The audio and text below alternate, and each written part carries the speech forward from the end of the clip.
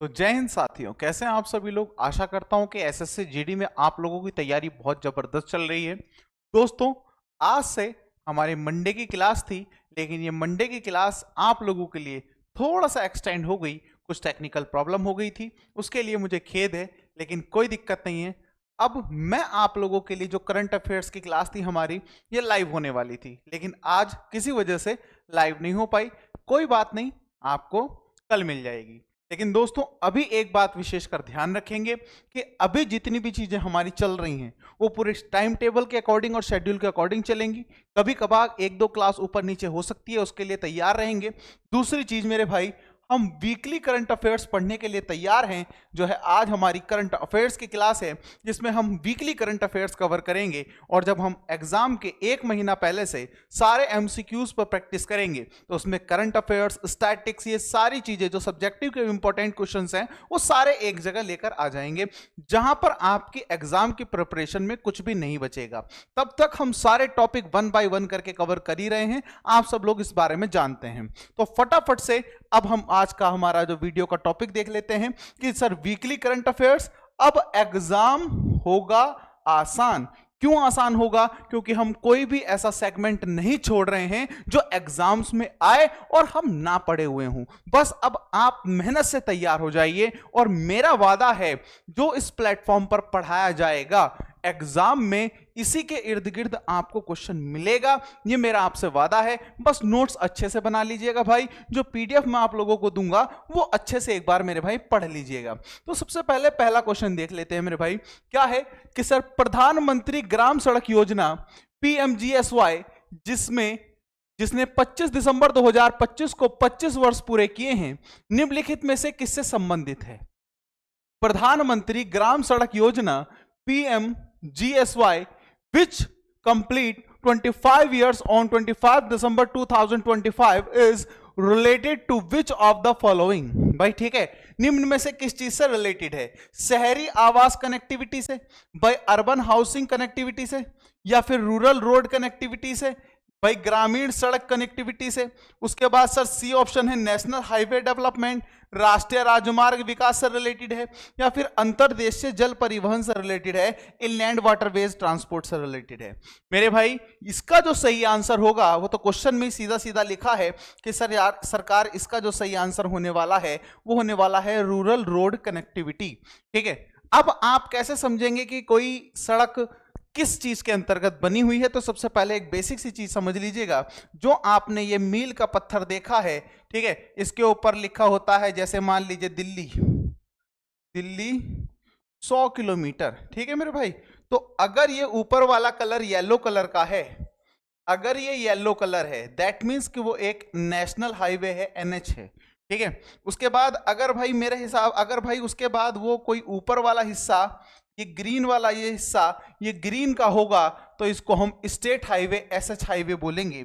उसके बाद अगर मेरे भाई ऑरेंज कलर का, अगर किसी रोड का, इस मील का पत्थर कैसा होगा, ऑरेंज कलर का होगा, तो ये प्रधानमंत्री सड़क विकास योजना, ठीक है, ग्रामीण सड़क विकास योजना प्रधानमंत्री के अंतर्गत बनी हुई होगी, जो इस टॉपिक से रिलेट करती है। उसके बाद आपने कहीं कहीं ब्लू कलर का इस तरीके का पिलर देखा होगा, ब्लू नीला है ना, तो ब्लू वाला, या फिर कहीं आपने देखा होगा ब्लैक। तो ये जो होते हैं, ये जिला पंचायत के अंतर्गत बनी हुई सड़कें होती हैं, जिला पंचायत के अंतर्गत बनी हुई सड़कें होती हैं। तो इस तरीके का हमारा पूरा कॉन्सेप्ट है। ये तो हो गए बेसिक जानकारी। लेकिन अब जो ये क्वेश्चन है, इस क्वेश्चन के बेसिस पर हमसे क्या क्या एग्जाम्स में पूछा जा सकता है, एक बार आकर उसको भी सर डिस्कस कर लेते हैं।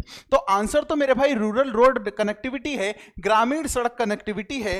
लेकिन इसमें अगर हम बात करें मेरे भाई, तो प्रधानमंत्री ग्राम सड़क योजना जो PMGSY है, ग्राम सड़क योजना, इस योजना के अंतर्गत मेरे भाई सिंपल सी एक चीज है कि सबसे पहले हम इसका इंट्रोडक्शन देख लेते हैं कि सर PMGSY एक केंद्र प्रायोजित योजना है जिसका उद्देश्य असंबद्ध ग्रामीण बसावटों को हर मौसम में चलने योग्य सड़क सुविधा प्रदान करना है।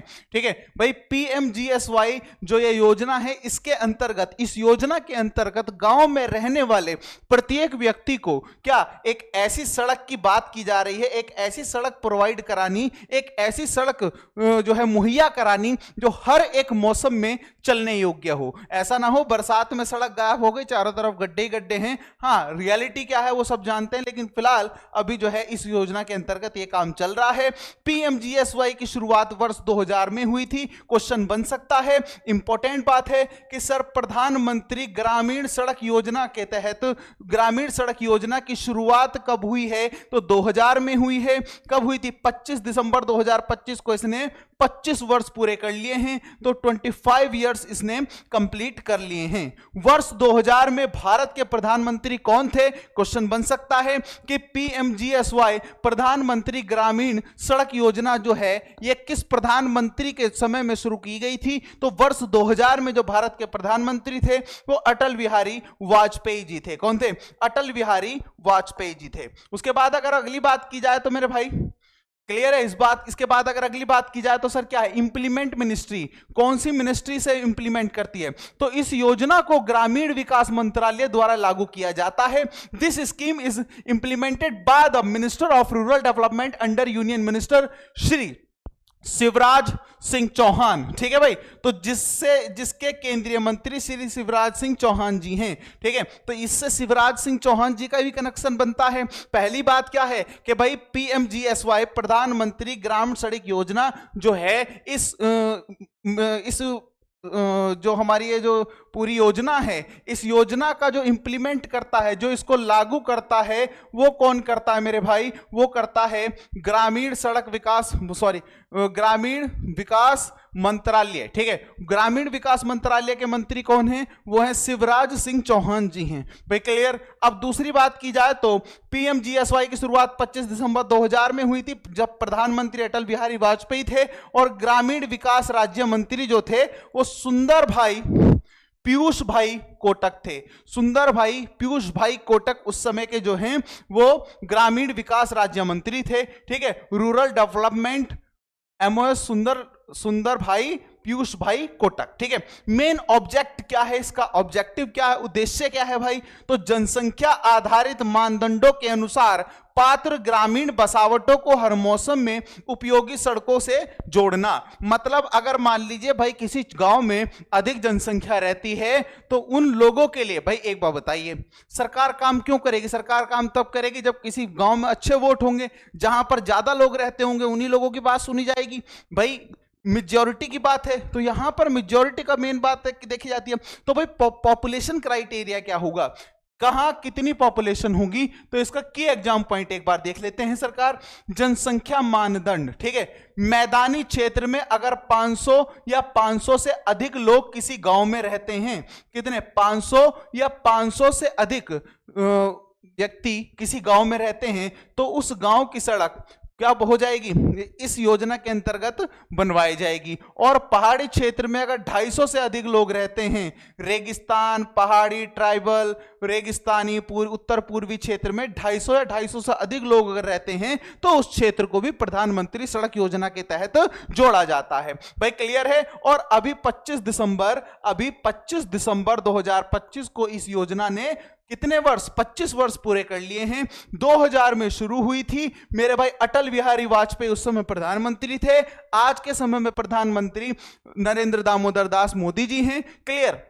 उसके बाद अगर बात की जाए मेरे भाई तो प्रोग्रेस एंड अचीवमेंट 25 साल में हमने प्राप्त क्या किया? तो देखो, कुल स्वीकृत सड़क की लंबाई जो टोटल रोड लेंथ जो सैंक्शन हुई थी वो हुई थी लगभग 8.25 लाख किलोमीटर। मतलब पूरे भारत में 8.25 लाख किलोमीटर, 8,25,000 किलोमीटर की सड़क बननी थी इस योजना के तहत मेरे भाई। और 7.87 लाख किलोमीटर सड़क अभी तक भारत सरकार ने बनवा दी है। बात समझ में आई? उसके बाद अगर बात की जाए तो ओवरऑल कंप्लीटेशन रेट जो है, जो कुल पूर्णता दर है मेरे भाई 99% काम सरकार ने अभी तक 25 सालों में कर दिया है। ठीक है, तो 25 सालों के अंतर्गत सरकार ने जितने भी ग्रामीण क्षेत्र थे उन सभी क्षेत्रों को बड़े रोडों से, हाईवे से मिलाने का काम किया है ताकि कनेक्टिविटी बनी रहे ग्रामीण क्षेत्र में। चाहे वो ग्रामीण क्षेत्र के,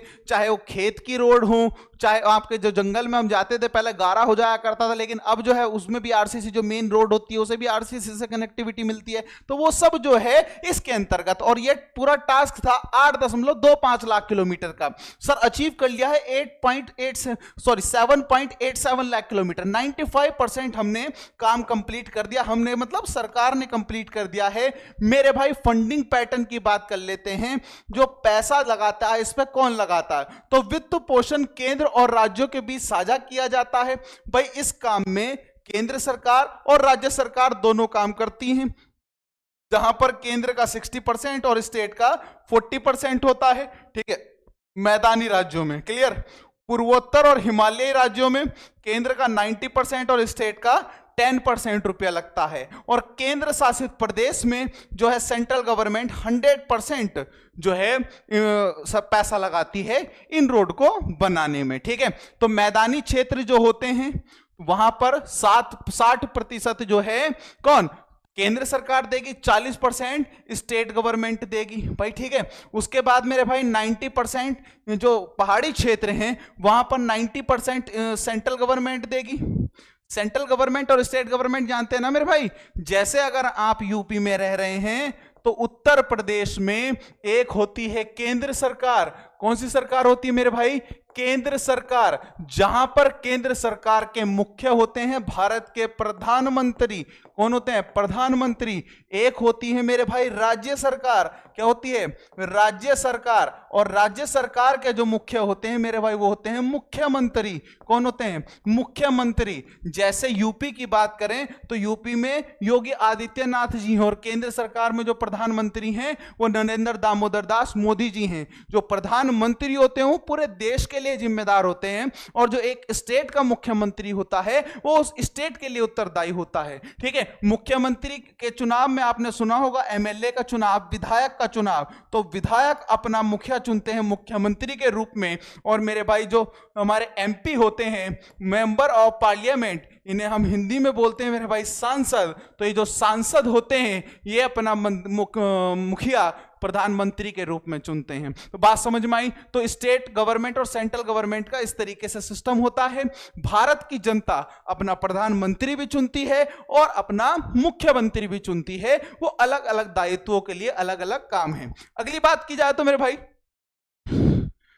ये अलग अलग मेजर कंपोनेंट्स की बात की जा रही है जो इस योजना के तहत बात की गई है। तो जैसे प्रधानमंत्री ग्रामीण सड़क योजना है, इसका फेज 1 था, ये असंबद्ध ग्रामीण बसावटों को जोड़ना इसका काम है, rural connectivity to connected habitations. उसके बाद जो सेकंड पार्ट है वो है upgradation of exciting rural roads, मतलब मौजूदा ग्रामीण सड़कों का उन्नयन करना। जो मौजूदा ग्रामीण सड़कें हैं उनको अपग्रेड करना, उनको अच्छे से बनवाना। सर पीएमजीएसवाई का जो थर्ड फेज है इसमें कृषि एवं आर्थिक गतिविधियों से जुड़ी सड़कें, ग्रामीण सड़कें बनवाना जो कृषि के लिए इंपॉर्टेंट हैं। कृषि के लिए जो छोटा क्षेत्र बनाना हो, छोटा बाईपास निकालना हो, छोटे जो खेतों में जो रास्ते होते हैं उन सबको बनवाना हो, तो वो इस फेज 3 के अंतर्गत काम किया जाएगा। इंपॉर्टेंस फॉर रूरल इंडिया, भाई बाजार, स्कूल, अस्पताल और रोजगार अवसरों तक पहुंच को बेहतर बनाती है ये चीज।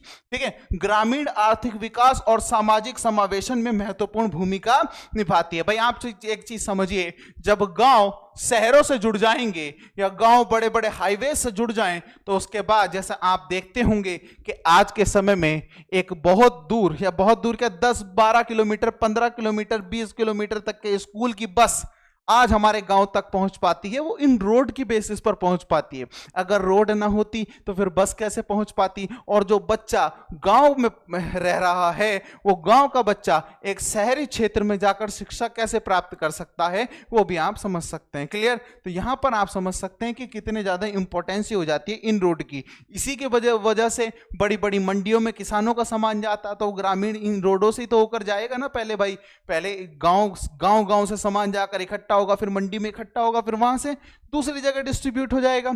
चलिए मेरे भाई अब अगला क्वेश्चन देख लेते हैं। अगला क्वेश्चन क्या है, बड़ा ही प्यारा सा क्वेश्चन है।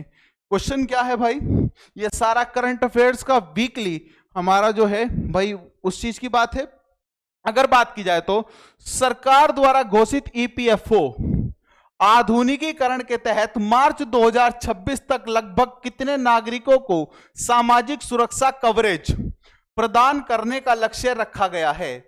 The government has announced EPFO modernisation with the objective of providing social security coverage to nearly how many citizen by March 2026। ठीक है, आप सब जानते हैं भारत का वित्तीय वर्ष या फाइनेंशियल ईयर, भारत का वित्तीय वर्ष या फाइनेंशियल ईयर कब से कब तक सेलिब्रेट किया जाता है? तो मेरे भाई अगर बात की जाए तो 1 अप्रैल से 31 मार्च तक।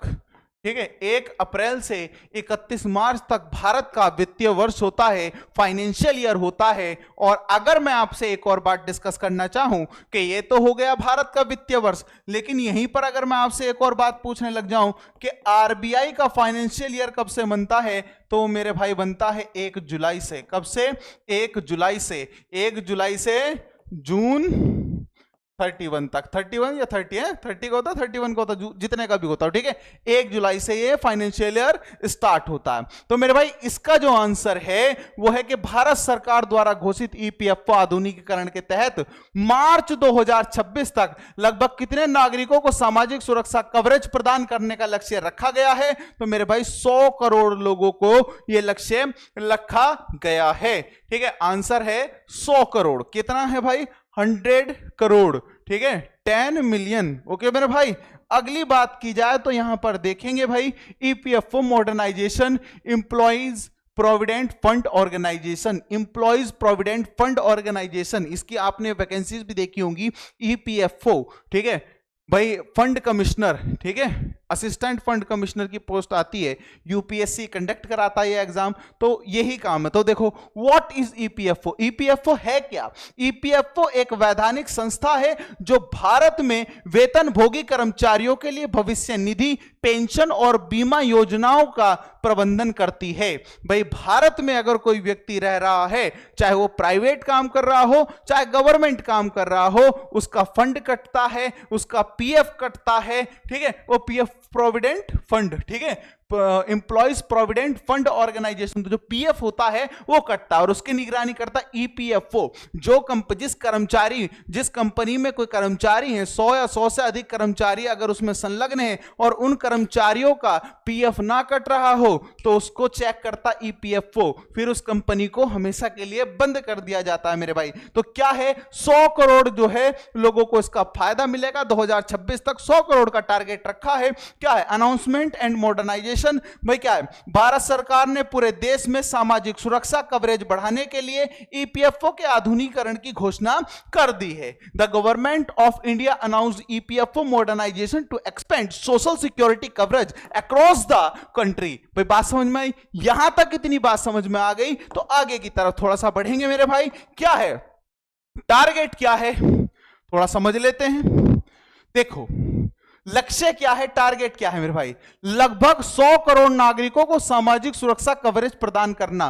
किसका टारगेट रखा? ईपीएफओ ने अपना जो है टारगेट रखा, एम्प्लॉइज प्रोविडेंट फंड ऑर्गेनाइजेशन। भाई पक्की बात है, जो टाइम रखा है वो मार्च 2026 तक रखा है। तो 100 करोड़ लोगों को, 100 करोड़ पूरे भारत में आज एट प्रेजेंट टाइम लगभग 140 करोड़ रहते हैं।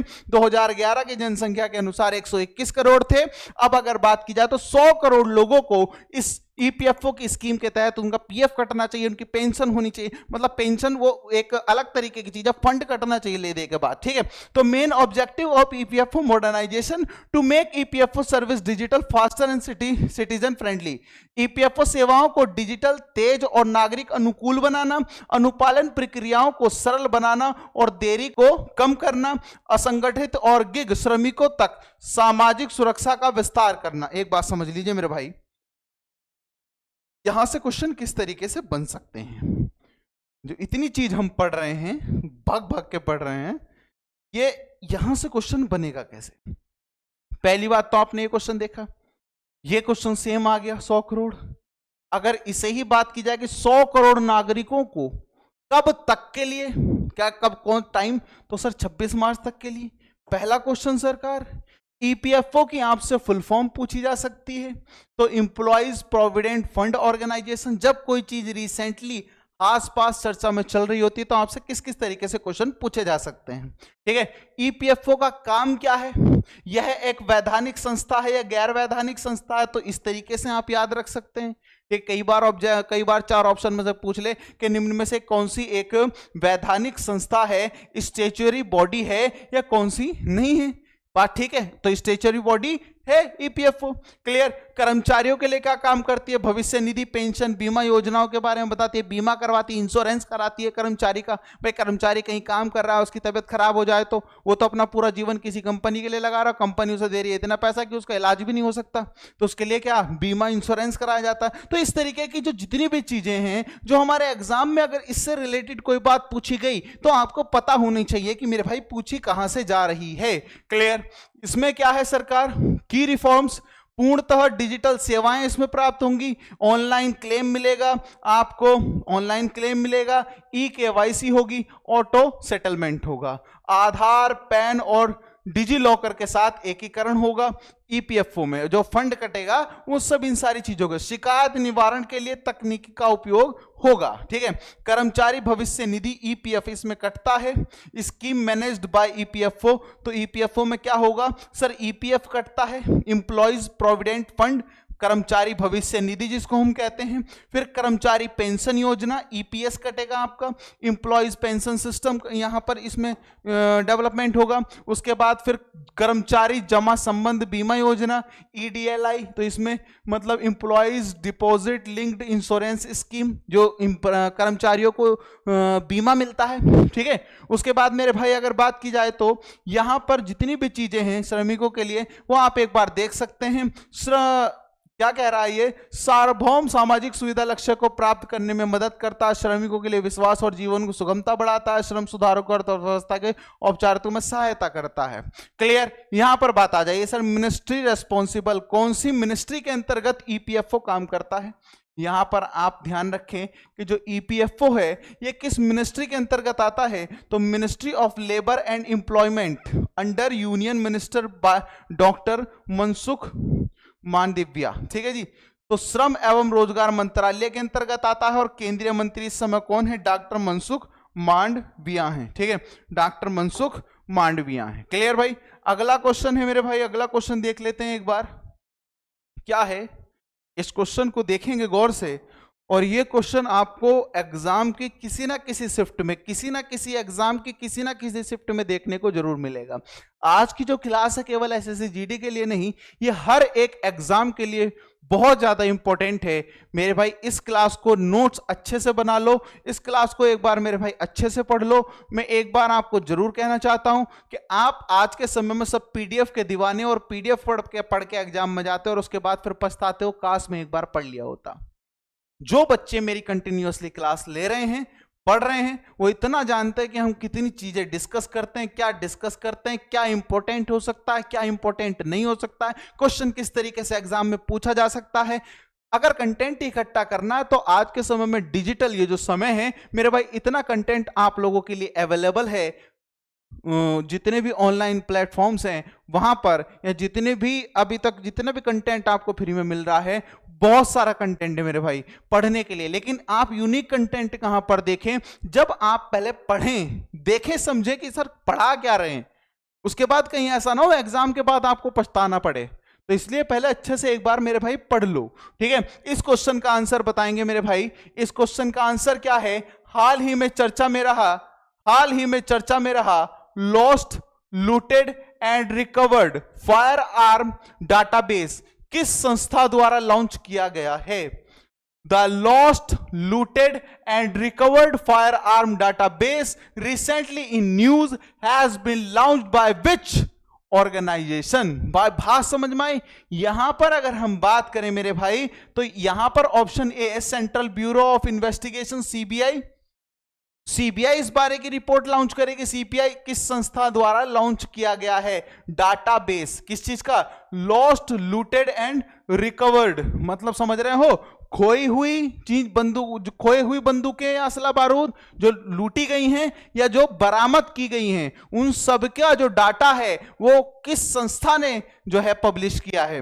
नेशनल इन्वेस्टिगेशन एजेंसी एनआईए, राष्ट्रीय जांच एजेंसी, या इंटेलिजेंस ब्यूरो आईबी, खुफिया ब्यूरो, या नेशनल सिक्योरिटी गार्ड एनएसजी ने इसको पब्लिश किया है? तो इसका जो सही आंसर होने वाला है वो ऑप्शन बी होने वाला है, वो होने वाला नेशनल इन्वेस्टिगेशन एजेंसी, राष्ट्रीय जांच एजेंसी। तो जो राष्ट्रीय जांच एजेंसी है इसके बेसिस पर हम बात कर रहे हैं मेरे भाई। है क्या चीज, एक बार समझ लेते हैं ये होता क्या है मेरे भाई, ठीक है? तो देखो, lost, looted and recovered firearm database, तो जो लूटी गई बंदूकें हैं, जो खोई गई बंदूकें हैं, जो बरामद की गई बंदूकें हैं, उनका पूरा डाटा जो होता है मेरे भाई, उसको लॉन्च किया है एनआईए ने, नेशनल इन्वेस्टिगेशन एजेंसी ने। भाई क्लियर है? अभी इसी क्वेश्चन में नेशनल इन्वेस्टिगेशन एजेंसी को भी समझ लेंगे और ये भी समझ लेंगे कि ये है क्या चीज जो ये जिक्र चल रहा है।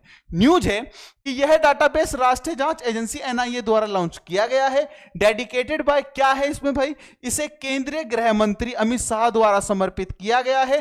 तो भारत के गृह मंत्री कौन हैं, इस बात का ध्यान रखेंगे कि भारत के गृह मंत्री कौन हैं मेरे भाई? भारत के गृह मंत्री जो हैं वो अमित शाह हैं। कौन है मेरे भाई? अमित शाह हैं। और अभी रिसेंटली अगर हम बात करें तो T20 वर्ल्ड कप भी आ रहा है, T20 वर्ल्ड कप, और T20 वर्ल्ड कप जो है ये कराता है आईसीसी, और आईसीसी के जो चेयरपर्सन हैं वो है मेरे भाई जय शाह, और जय शाह जो हैं इनके बेटे हैं, इस बात का भी ध्यान रखेंगे। तो जय शाह किसके? आईसीसी के चेयरपर्सन हैं, और अमित शाह गृह मंत्री हैं किसके?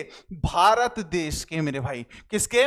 भारत देश के। उसके बाद अगर बात की जाए तो launch during the anti terrorism conference 2025, तो देखो यह एंटी टेररिज्म कॉन्फ्रेंस 2025 के दौरान लॉन्च किया गया है। क्या बताया गया भाई? जितने भी आतंकवादी हैं भाई, आतंकवादियों को बंदूक कहां से मिलेगी? जो लूटी गई बंदूक हो, जो चुरा ली गई बंदूक हो, और आतंकवादियों को मारकर कितनी बंदूकें सरकार ने बरामद की हैं, वो सारी जो है लिस्ट वो एनआईए ने जारी की है।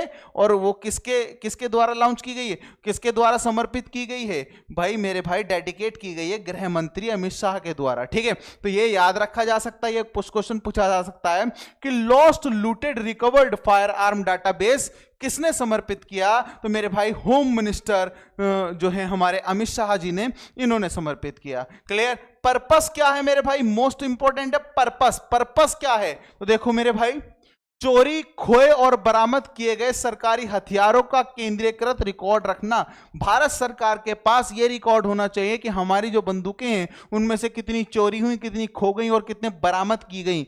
ऐसा ना हो आतंकवादियों के पास इतने हथियार इकट्ठे हो जाएं चुरते चुरते कि पता भी ना चले। जितने भी बरामद की गई, मान लीजिए कभी कोई अटैक हो गया हो, किसी आतंकवादी संगठन को हमने पकड़ लिया हो, आतंकवादी या नक्सली संगठन को हमने पकड़ा हो, वहां से जितना भी असला बारूद मिला, किसी करप्ट ऑफिसर ने वो असला बारूद किसी दूसरे को बेच दिया सस्ते में, अब क्या है, वो भी तो क्रिमिनल एक्टिविटी में ही संलग्न रहेगा जिसने खरीदा है। तो इस तरीके से कई बार दिक्कत हो जाती है, जिसके लिए ये पूरे एक रिकॉर्ड रखना जरूरी होता है कि भाई सरकार के पास कितना हथियार है, कितना जो हमने जब्त किया है, कितना खो दिया, कितने खो गए हमारे बंदूकें, ठीक है, वो सारी चीज। उसके बाद सिक्योरिटी ऑब्जेक्टिव, आतंकवाद और संगठित अपराध के खिलाफ जांच एवं खुफिया जानकारी साझा करने को मजबूत करना, मतलब to strengthen investigation and intelligence sharing against terrorism and organised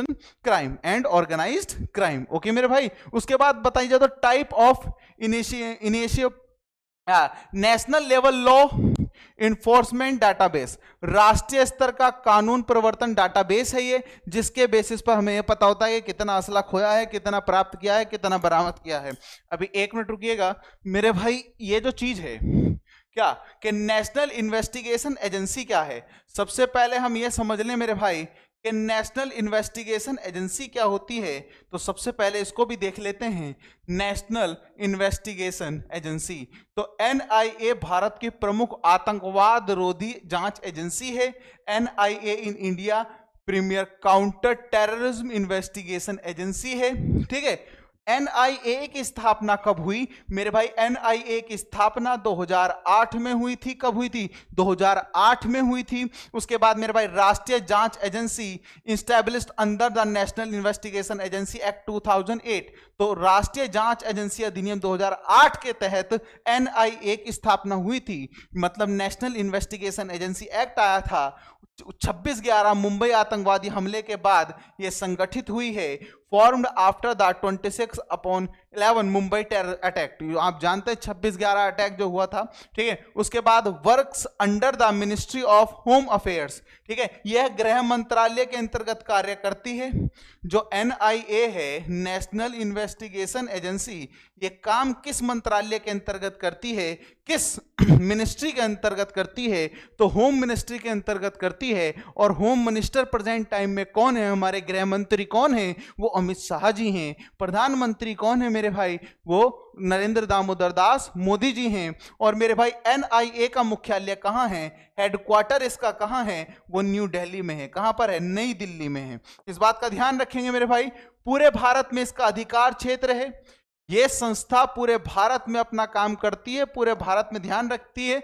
पता चले किसी स्टेट में किसी स्टेट की पुलिस कुछ अलग ही काम की जांच कर रही है, कुछ, क्योंकि पुलिस अपने कामों के लिए बहुत ज्यादा प्रसिद्ध होती है, तो उसके बाद जो है एनआईए का काम होता है कि कहां पर किस तरीके की क्रिमिनल एक्टिविटी हो रही है, किस तरीके की मूवमेंट हो रही है, उन सब की जांच करना। तो ये पूरे भारत में अधिकार क्षेत्र है इसका। राज्य सरकार की अनुमति के बिना भी जांच कर सकती है। कौन? एनआईए। आतंकवाद, राष्ट्रीय सुरक्षा और अनुसूचित अपराधों की जांच करती है। भाई अगर कहीं दिखे एनआईए को शक हो कि किसी भी राज्य में जो हमारी नेशनल सिक्योरिटी है वो जोखिम में जा रही है, तो उस पर बिना उस स्टेट की परमिशन के लिए, बिना उस स्टेट की परमिशन लिए भी एनआईए उस पर एक्शन ले सकता है मेरे भाई। एनआईए मामलों की सुनवाई एनआईए विशेष अदालतों में होती है। NIA cases are tried in NIA special courts. ठीक है, वर्तमान महानिदेशक जो है इसके 2025 में वह दिनकर गुप्ता। ठीक है, कौन है? दिनकर गुप्ता, जो कि आईपीएस हैं। करंट डायरेक्टर जनरल जो हैं, याद रखेंगे, वेरी इंपॉर्टेंट, एनआईए के जो डायरेक्टर हैं, महानिदेशक हैं, वो कौन है? दिनकर गुप्ता जी हैं। एनआईए संशोधित अधिनियम 2019 में मानव तस्करी, साइबर आतंकवाद और आतंक वित्त पोषण को जोड़ा गया है इसमें। पहले क्या काम था इसका? पहले आतंकवाद, राष्ट्रीय सुरक्षा और अनुसूचित अपराधों की जांच करता था। 2019 में इसके दायित्व बढ़ा दिए गए हैं। अब क्या क्या काम करता है? मानव तस्करी, क्या करता है मेरे भाई? Human trafficking, cyber terrorism and terror funding. जितने टेरर फंडिंग क्या होती है भाई? विदेशों से जो आतंकवादियों को पैसे की सपोर्ट मिलती है, जो विदेशों से पैसा आता है और उस पैसे को हम इंडिया में लोग कंजप्ट करते हैं और फिर उसको जो है आतंकवादियों को देते हैं। वो पैसा आप समझिए, जो ब्लैक मनी जिसे कहते हैं, तो वो कहीं ना कहीं आतंकवादियों के लिए फायदेमंद होती है। ठीक है, ब्रांच ऑफिसेस, भाई 21 इसकी ब्रांचेस हैं। 2 जोनल ऑफिसेस हैं इसके, एक गुवाहाटी में, एक जम्मू में, तो 2 जोन ऑफिस हैं एनआईए के। ठीक है, शाखा कार्यालय 21 शाखाएं हैं और 2 जोनल कार्यालय हैं, गुवाहाटी और जम्मू। किसके? एनआईए, नेशनल इन्वेस्टिगेशन एजेंसी के। भाई क्लियर है? विशेष शक्तियां क्या हैं? बिना वारंट गिरफ्तारी कर सकते हैं, कि जब्त कर सकते हैं, किसी संपत्ति पे कुर्की कर सकते हैं। Arrest and seizure without warrant, attachment and property. भाई समझ रहे हैं? बिना किसी वारंट के किसी भी व्यक्ति को जो है जब्त कर सकते हैं उसकी संपत्ति, और उसे गिरफ्तार भी कर सकते हैं। अगला क्वेश्चन मेरे भाई, अगला क्वेश्चन बड़ा ही प्यारा सा है, क्वेश्चन थोड़ा सा बड़ा भी है, कोई बात नहीं, देखते हैं, समझते हैं। एक क्वेश्चन में भी कई सारी जानकारी प्रोवाइड कराना मेरा काम है। क्वेश्चन एक बहाना है, असल में आपको बहुत कुछ बताना है, उसके लिए आप तैयार रहना चाहिए। क्लियर? राष्ट्रपति की मंजूरी प्राप्त विकसित भारत गारंटी फॉर रोजगार एंड आजीविका मिशन, ध्यान रखेंगे, विकसित भारत गारंटी फॉर रोजगार एंड आजीविका मिशन ग्रामीण एक्ट 2025 किस योजना को प्रतिस्थापित करता है और कितने दिनों की वैधानिक रोजगार गारंटी प्रदान करता है? साधारण भाषा में बात करें तो जो लोग गांव में रहते हैं, शहरी क्षेत्र से दूर रहते हैं, शहरी क्षेत्र से दूर रहते हैं, ऐसे लोगों के लिए जो सरकार है वो वैधानिक रोजगार गारंटी प्रदान करती है। कितने दिनों की करती है और किस चीज को ये बदलेगी? ठीक है, तो यहां पर आपने अगर देखा हो, जो बच्चे गांव में रहते हैं और गांव में जो उत्तर प्रदेश में पूरे भारत में रहते हैं, आपने देखा होगा कि लोगों को कुछ दिनों का काम करते हैं लोग, जैसे नहर साफ करना, गांव की सड़कें साफ करना, उसमें लोग काम करते हैं। गांव का प्रधान जो है उनको फिर पैसे देते हैं, गांव के प्रधान के अकाउंट में पैसे आते हैं और गांव के प्रधान वो पैसे लोगों को देते हैं। तो सेम सरकार ने क्या काम किया है, अभी राष्ट्रपति की इसको मंजूरी मिल गई है, विकसित भारत गारंटी फॉर रोजगार एंड आजीविका मिशन ग्रामीण एक्ट कब आया? 2025 में आया मेरे भाई। तो इसके तहत मनरेगा को इसने रिप्लेस किया है। मनरेगा आपने सुना का मनरेगा का काम, और मनरेगा को रिप्लेस किया है और 125 दिन के काम करने की, कार्य करने की जो है मेरे भाई, कार्य करने की 125 दिन का रोजगार देने की गारंटी अब सरकार की है। ग्रामीण क्षेत्र में जो गरीब लोग हैं उनको 125 दिन की जो है क्या मिलेगी? 125 दिन का रोजगार सरकार प्रोवाइड कराएगी। ये पहले मनरेगा के तहत होता था, अब दिन भी थोड़े बढ़ा दिए गए हैं मेरे भाई। ठीक है, 125 दिन। अब वीबीजी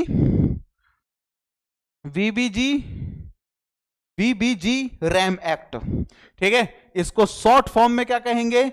वीबीजी रैम एक्ट। ठीक है, क्या कहेंगे? VBG RAM act. क्या है सरकार? ये विकसित भारत गारंटी वीबीजी फॉर रोजगार एंड आजीविका मिशन, रैम, रोजगार एंड आजीविका मिशन। पहले शॉर्ट फॉर्म देख लो मेरे भाई, शॉर्ट फॉर्म की फुल फॉर्म पता होनी चाहिए। वीबीजी विकसित भारत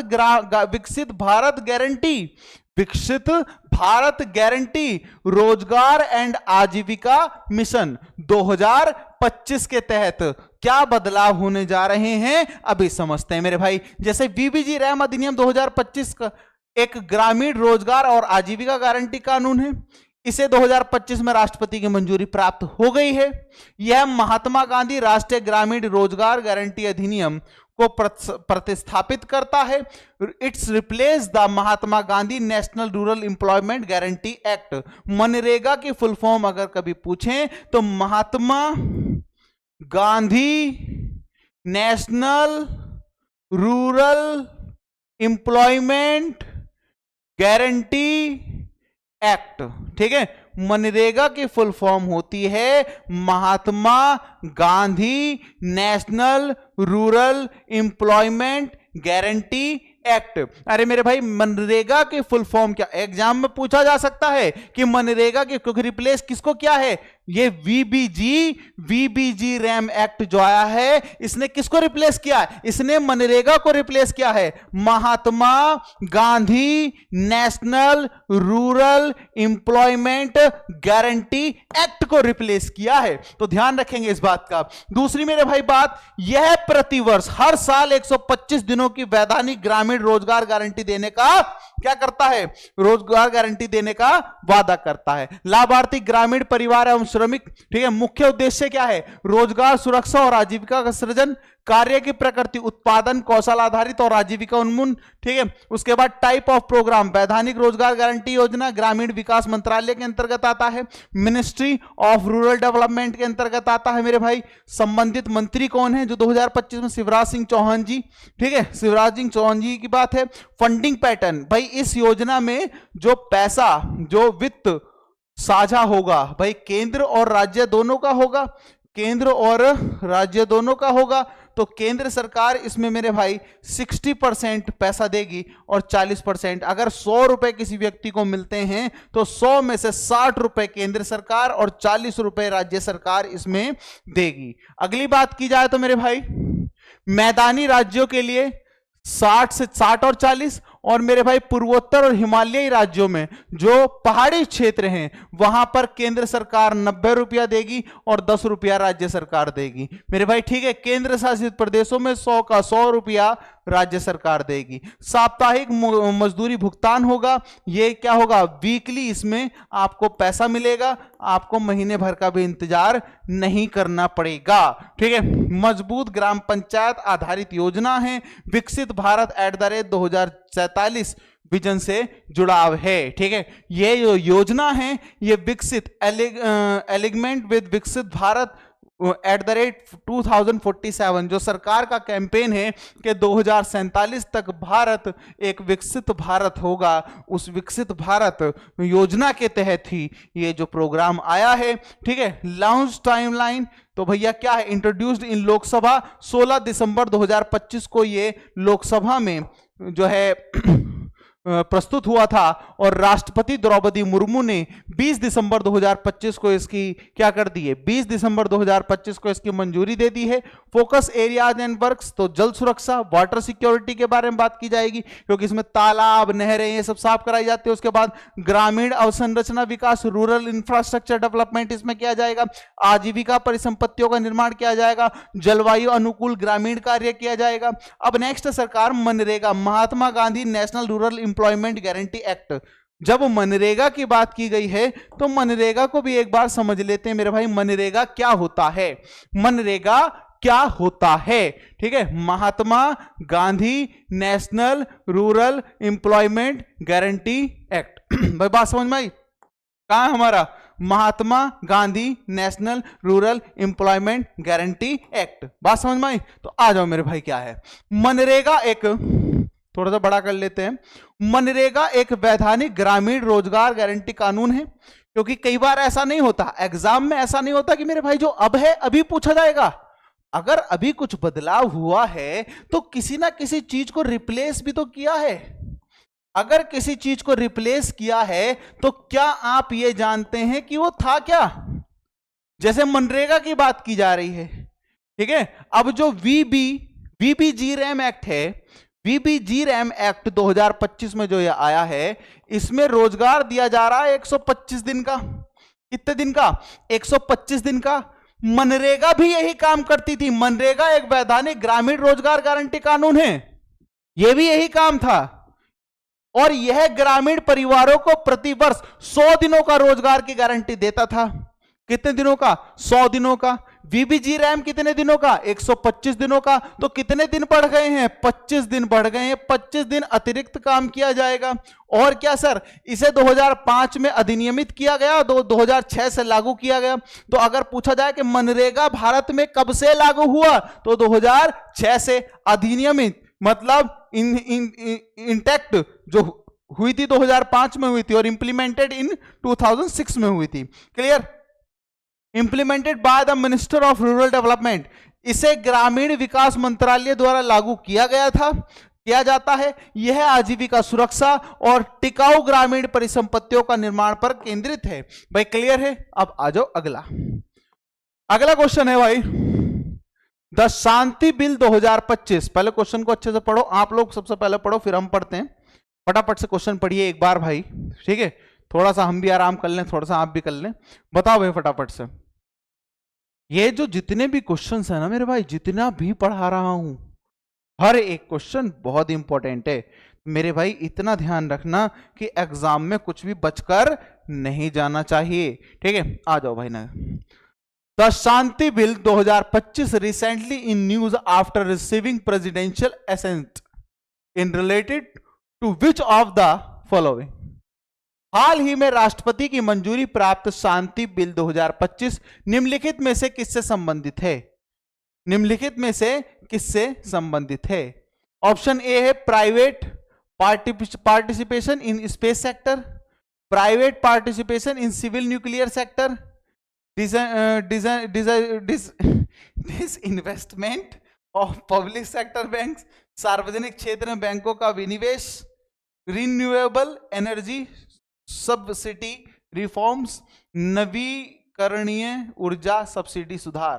तो इसका जो सही आंसर है, एग्जैक्ट आंसर है कि मेरे भाई शांति बिल 2025 जो है वो निम्नलिखित में से किससे संबंधित है? तो मेरे भाई वो है ऑप्शन बी से संबंधित।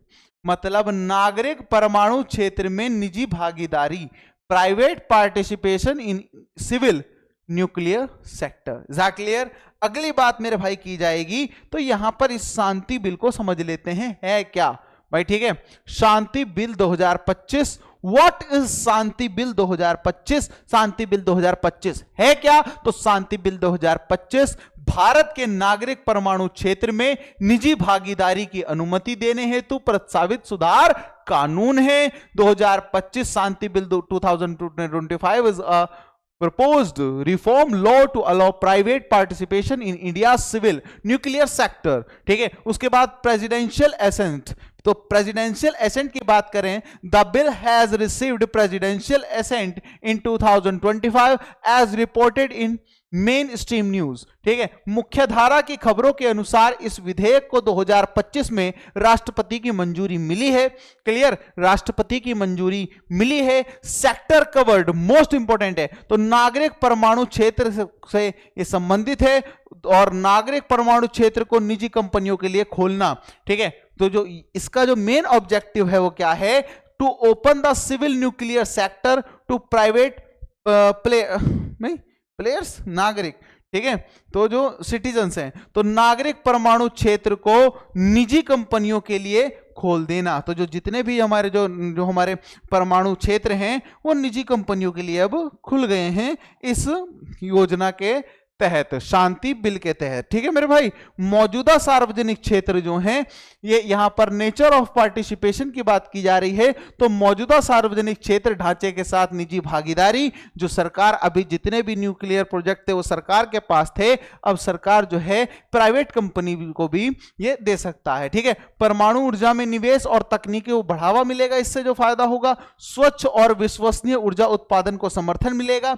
भारत के पारंपरिक रूप से सरकारी नियंत्रण वाले परमाणु क्षेत्र को बड़ा सुधार मिलने की संभावना है। अगला क्वेश्चन देखते हैं मेरे भाई, अगला क्वेश्चन क्या कह रहा है? बिहार सरकार द्वारा स्वीकृत,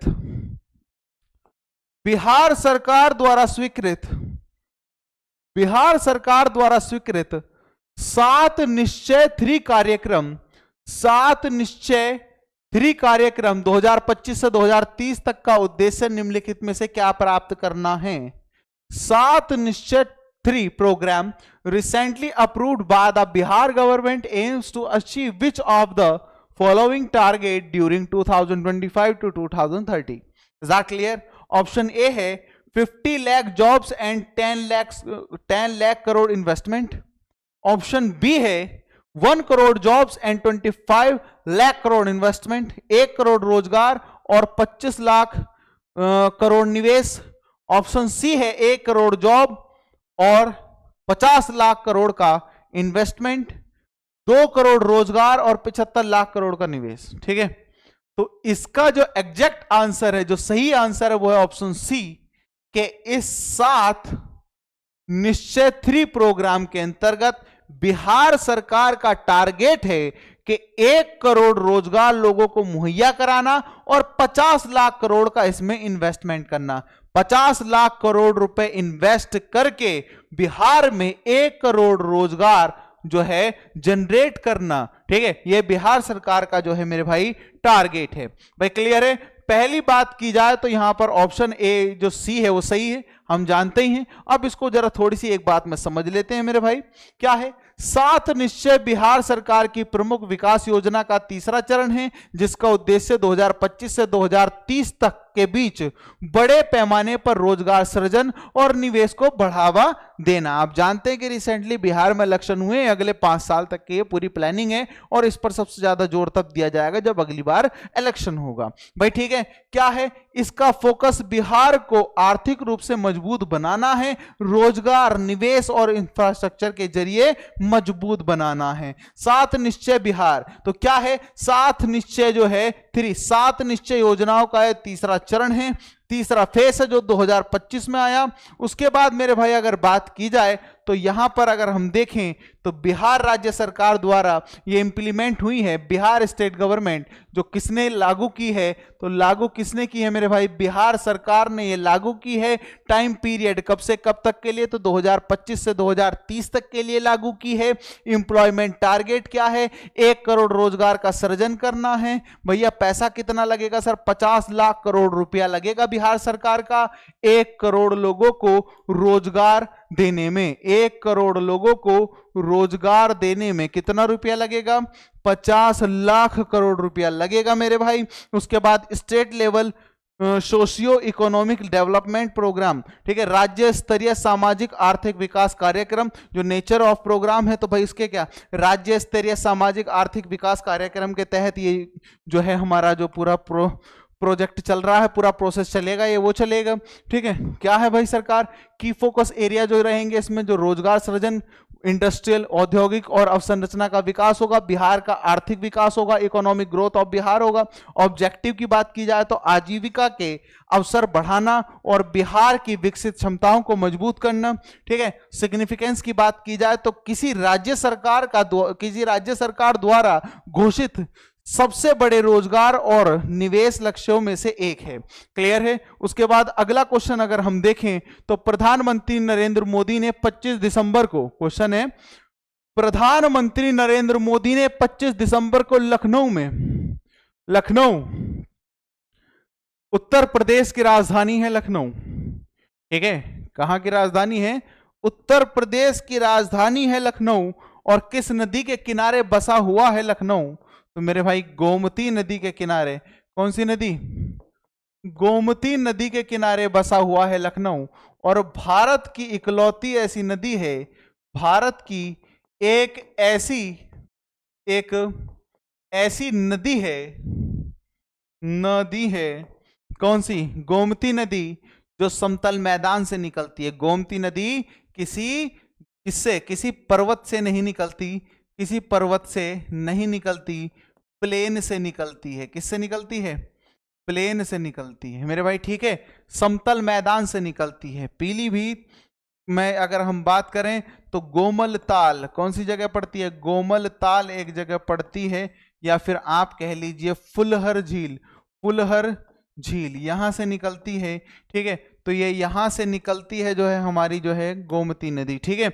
अगर बात की जाए मेरे भाई तो अब यहां पर बात तो हो गया, लखनऊ गोमती नदी के किनारे बसा हुआ है, ठीक है।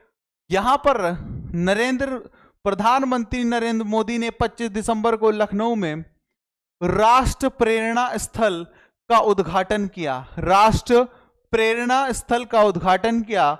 यह भारत के किस पूर्व प्रधानमंत्री को समर्पित है, प्राइम मिनिस्टर नरेंद्र मोदी, जो recently prime minister Narendra Modi हैं, inaugurated the Rashtra Prerna Sthal in Lucknow on 25 December. It is dedicated to which former prime minister of India. Option A है जवाहरलाल नेहरू, ऑप्शन बी है लाल बहादुर शास्त्री, ऑप्शन सी है अटल बिहारी वाजपेयी, और ऑप्शन डी है मोरारजी देसाई। तो option C is the right answer, Atal Bihari Vajpayee is the right answer. Bharat के जो सन 2000 में भी प्रधानमंत्री रहे थे, है ना, आप जानते हैं, अभी हम लास्ट क्वेश्चन में इनसे रिलेटेड पढ़ा था। तो मेरे भाई जो प्रधानमंत्री ग्रामीण सड़क योजना है वो इन्हीं के समय में आई थी, अटल बिहारी वाजपेयी जी की, ठीक है। और जी कारगिल युद्ध भी इन्हीं के समय में हुआ था, LSC कारगिल, है ना। तो अगर हम बात करें तो अटल बिहारी वाजपेयी जी के समय में काफी कुछ हुआ है। तो अटल बिहारी वाजपेयी की याद में इनके जो अगर बात की जाए तो इनके लिए समर्पित किया गया है, वो राष्ट्रीय प्रेरणा स्थल समर्पित किया गया है। क्या है मेरे भाई, समझते हैं थोड़ा सा क्या है चीज, ठीक है। अटल बिहारी वाजपेयी जी के लिए देखो, राष्ट्रीय प्रेरणा स्थल का उद्घाटन कब हुआ, सबसे पहले बात पूछी जा सकती है। तो राष्ट्रीय प्रेरणा स्थल का उद्घाटन 25 दिसंबर 2025 को हुआ। यह अटल जयंती इसको कहा जाता है, को लखनऊ में हुआ है सरकार। यह पूर्व प्रधानमंत्री अटल बिहारी वाजपेयी को समर्पित है। इज दैट क्लियर, पक्की बात है सर। अटल बिहारी वाजपेयी जी की, अब जब रिसेंटली अटल बिहारी वाजपेयी जो इंपॉर्टेंट रहेंगे, अभी चर्चा में रहेंगे, तो इनसे रिलेटेड इनकी कोई ना कोई बुक भी पूछी जा सकती है। और जो एसएससी ने अभी तक पूछी है ज्यादातर, उनके बारे में बात कर लेते हैं। जैसे भारत की विदेश नीति नई दिशाएं 1977 में आई थी। New dimensions of India's foreign policy 1977, foreign minister era book है, प्रीवियस ईयर के लिए फेमस है, ठीक है। कैदी कविराज की कुंडलियां, ठीक है, कैदी कविराज की कुंडलियां, ठीक है। इमरजेंसी जेल पोयम है ये, 1975 से 77 के बीच में जब अरेस्ट रहे तब ये बुक लिखी थी, ठीक है। उसके बाद मेरी 51 कविताएं, मेरी 51 कविताएं, ठीक है, मेरी 51 कविताएं 1995 में आई है। मेरी संसदीय यात्रा, ये 4 वॉल्यूम है, ये इंपॉर्टेंट है। तो मेरी संसदीय यात्रा किसने ली? अटल बिहारी वाजपेयी जी की बुक है। मेरी 51 कविताएं जो हैं अटल बिहारी वाजपेयी जी की कविताएं हैं, ठीक है, सॉरी कविताएं नहीं, बुक्स हैं, ठीक है मेरे भाई। आ जाओ अगला क्वेश्चन देखते हैं यार। अगला क्वेश्चन क्या है मेरे भाई? भाई या तो तुम रोज थोड़ा थोड़ा 1-1 घंटे की बात सुन लो, या फिर पूरे हफ्ते का करंट अफेयर्स एक बार में समझ लीजिए, ठीक है। बहुत ही इजी है, बहुत ही सही है। इसी वीडियो को 2 बार में देख लीजिएगा, 2-3 बार में देख लीजिएगा, मैं एक बार में काम निपटा दे रहा हूं, ठीक है मेरे भाई। आ जाओ देखो, नीति आयोग द्वारा प्रस्तुत हालिया रणनीतिक विजन के अनुसार भारत वर्ष 2047 तक किस क्षेत्र में वैश्विक केंद्र बनने का लक्ष्य रखता है? According to a recent strategic vision proposed by Niti Aayog, India aims to become a global hub in which sector by the year 2047? किस क्षेत्र में जो है अपने आप को विश्व गुरु बना, मतलब किस क्षेत्र में अपने आप को वैश्विक केंद्र बनाने का टारगेट रख रहा है? तो भारत अपने आप को एजुकेशन सेक्टर में बात की जाए तो शिक्षा के क्षेत्र में अपने आप को वैश्विक केंद्र या ग्लोबल हब बनाने की कोशिश कर रहा है। भारत कह रहा है कि 2047 तक जो है क्या भारत एक एजुकेशनल हब होगा, और भारत में विदेशों से लोग पढ़ने आएंगे, और भारत में जब लोग पढ़ने आएंगे तो जिस देश का एजुकेशनल सिस्टम सबसे बेस्ट होता है उस देश का डेवलपमेंट भी कहीं ना कहीं सबसे बेस्ट होगा ही होगा।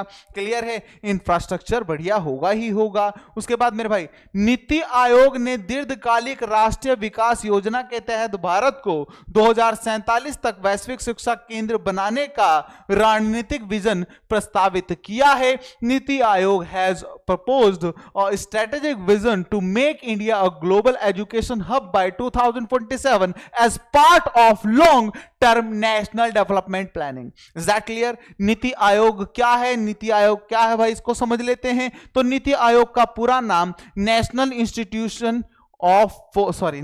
इंस्टीट्यूशन फॉर ट्रांसफॉर्मिंग इंडिया है।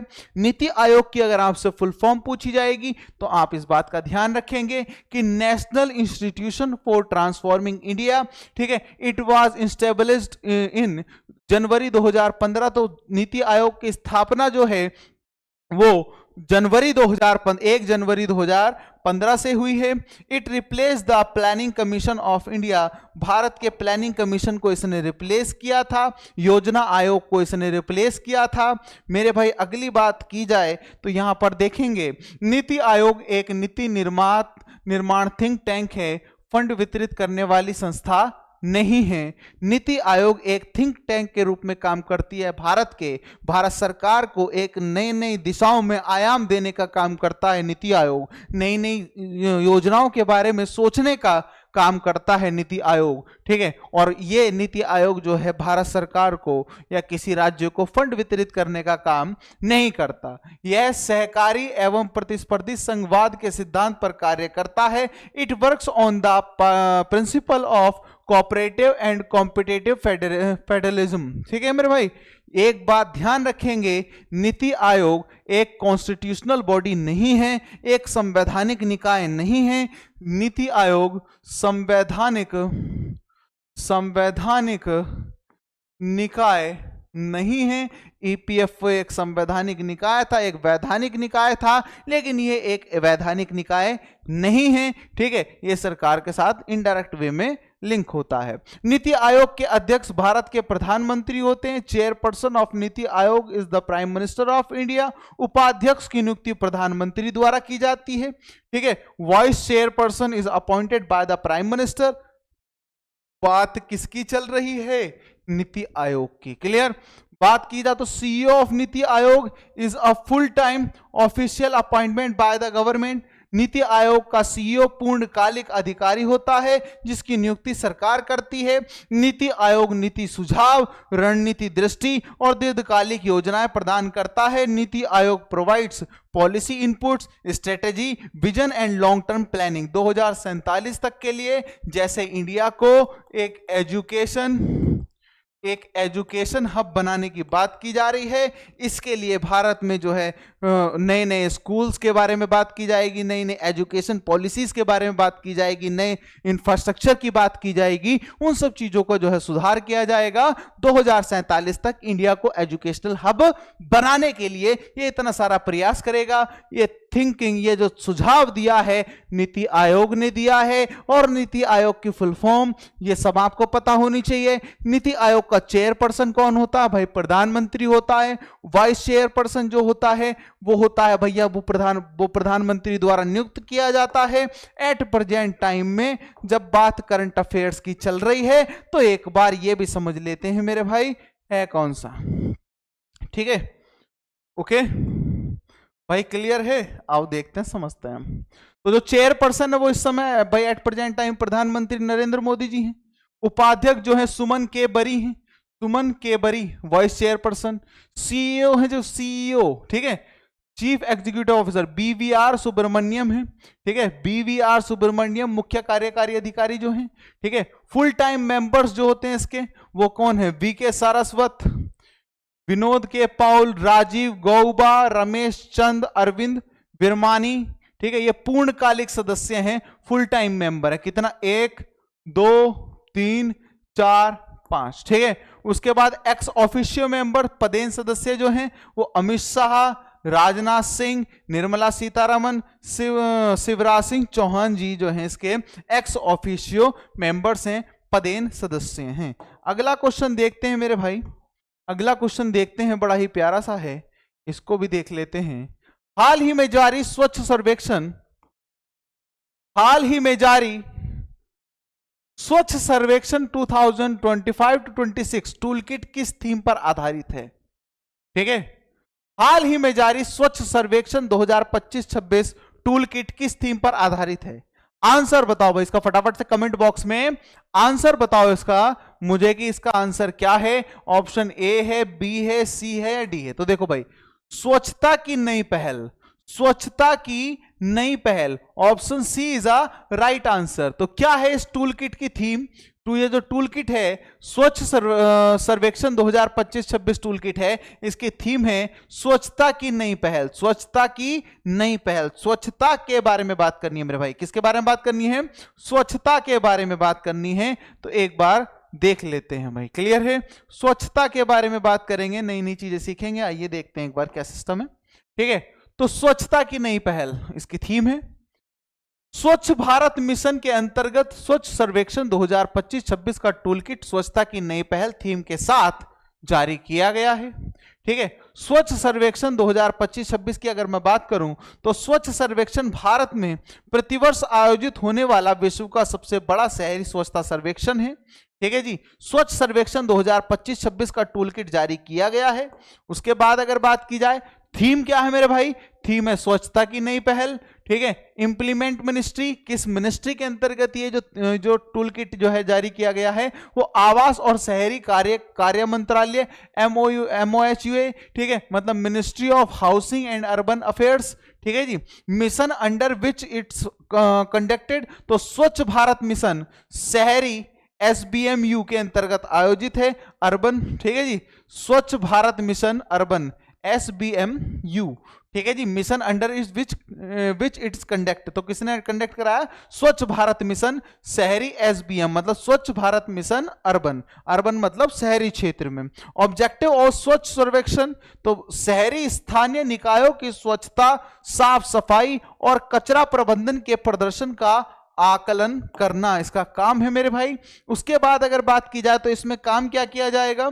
इसमें देखा जाएगा कि ठोस कचरा प्रबंधन, ठोस कचरा प्रबंधन, जो ठोस कचरा है, जो सॉलिड वेस्ट मैनेजमेंट, इसमें देखा जाएगा स्वच्छता एवं साफ सफाई का ध्यान रखा जाएगा। नागरिक सहभागिता और व्यवहार परिवर्तन पर इस पर ध्यान दिया जाएगा।